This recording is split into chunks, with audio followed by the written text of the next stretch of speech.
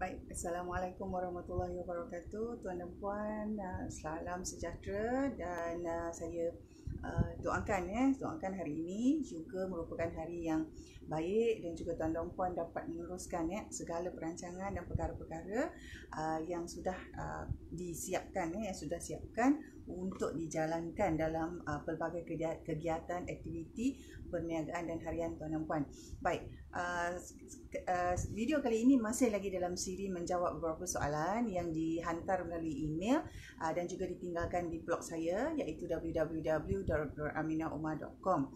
Jadi kepada tuan dan puan yang pertama kali masuk ke video ini, saya Nur Aminah binti Umar. Saya merupakan seorang business advisor dan juga menerima banyak jemputan untuk bercakap bersama usahawan ataupun mengendalikan program yang berkaitan tentang pengurusan perniagaan untuk usahawan dan juga SME. Baik, tuan dan puan, kali ini soalan ini saya ambil yang masih lagi berkisar tentang pengurusan syarikat perniagaan, lesen enterprise, PLT dan Sdn Bhd. Jadi untuk itu saya bacakan dahulu soalannya seperti biasa. Dalam ruang description nanti saya akan letakkan teks original soalan yang dihantar itu tadi. Jadi tuan dan puan boleh semak semula. Baik, soalannya berbunyi begini. Dia agak ringkas tetapi tuan punya badan yang menghantar soalan ini sudah pun menerima respon dan jawapan serta panduan daripada email dan komen di blog. Ini soalannya berbunyi begini. Assalamualaikum puan. Saya nak tanya beberapa soalan. Dia ada dua soalan di sini. Yang pertama, apakah yang dimasukkan dengan enterprise? Soalan dia, apakah yang dimasukkan dengan enterprise? Apa beza? Ada beza tak kalau jenis registration by consultancy dengan resources? Itu yang pertama. Yang kedua, kalau saya nama seorang tapi nak buka Sdn Bhd, boleh ke? Itu dua soalan. Baik, pertama sekali tuan dan puan yang menonton video ini masih boleh semak di playlist dalam senarai channel Nur Aminah Umar ini. Boleh cek playlist. Di sana ada beberapa video yang sudah dikategorikan diletakkan mengikut kelas-kelas topiknya, terutamanya tentang enterprise, PLT dan Sdn Bhd.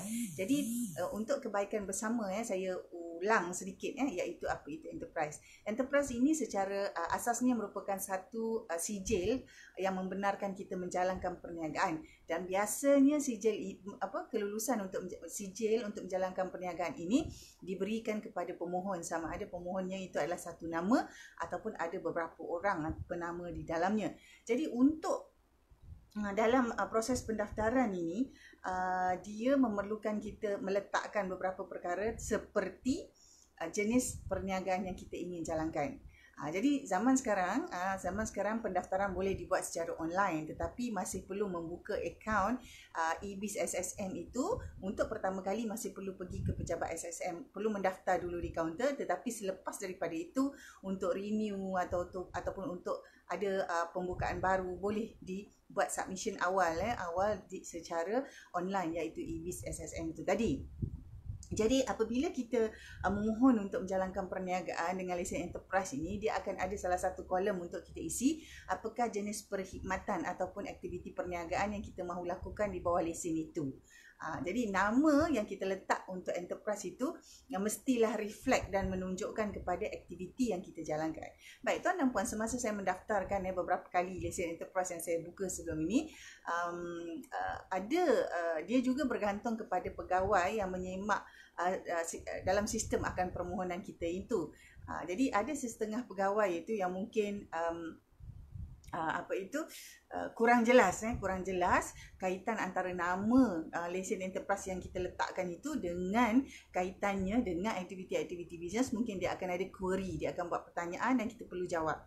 Kalau secara online kita boleh jawab terus. Jadi sekiranya pegawai itu yang menyemak sistem itu berpuas hati dengan penjelasan kita, biasanya dia akan terima.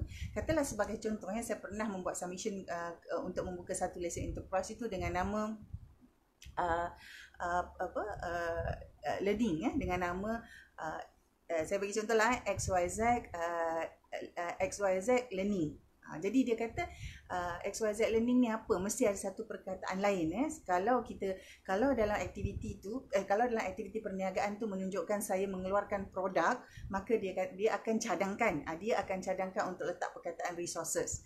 Sekiranya dalam aktiviti yang saya masukkan itu dia ada berkaitan tentang latihan, training, dia akan beri dia akan maklumkan untuk memilih perkataan konsultansi. Jadi sebenarnya perkataan resources dan konsultansi ini tidaklah wajib, tetapi bagi sesetengah pegawai SSM yang menyemak pendaftaran tu tadi, mereka akan cadangkan perkara ini kerana dia memudahkan. Saya nampak dua perkataan ini memudahkan mereka untuk tahu kategori mana, kategori perniagaan jenis mana yang kita jalankan. Sebenarnya dia tak adalah wajib. Nama-nama dalam lesen enterprise ataupun syarikat sendirian berhad dan PLT sendiri sebenarnya mempunyai satu tata cara. Dia ada peraturan dia, tetapi tidaklah wajib. Macam enterprise mesti ada resources, mesti ada consulting. Tidak. Jadi jangan terlalu rigid dengan perkara ini kerana nama yang kita paparkan dalam lesen enterprise itu mesti reflect, mesti memberi menunjukkan apa aktiviti-aktiviti bisnes yang kita jalankan. Itu untuk yang pertama. Jadi semoga maklumat ini membantu kerana sekiranya mahukan maklumat lanjut, sebenarnya ada satu panduan khas yang dikeluarkan oleh SSM tentang memilih dan meletakkan nama untuk perniagaan dalam lesen SSM. Mereka keluarkan ada satu panduan. Alright, boleh semak di laman web lah. Jadi untuk yang kedua pula, kalau saya nama seorang nak buka sendirian berhad, boleh ke? Tuan-tuan puan boleh rujuk juga beberapa video terdahulu yang saya sudah letakkan dalam playlist. Saya boleh cari dan saya akan share nanti dalam video ini. Tuan-tuan puan boleh nampak nanti notification sama di sebelah kiri atau di sebelah kanan. Jadi dengan adanya perubahan Akta Syarikat 2012, sudah dibolehkan syarikat sendirian berhad dibuka dengan satu nama sahaja.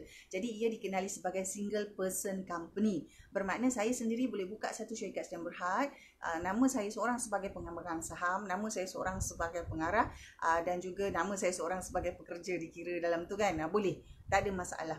Jadi saya boleh daftarkan sendiri, tetapi dalam tempoh 30 hari saya mesti melantik seorang setiausaha syarikat untuk hal-hal lanjut pengurusan-pengurusan dokumentasi syarikat sendirian berhad, termasuk hal-hal compliance dalam pengurusan dan dokumentasi syarikat sendirian berhad.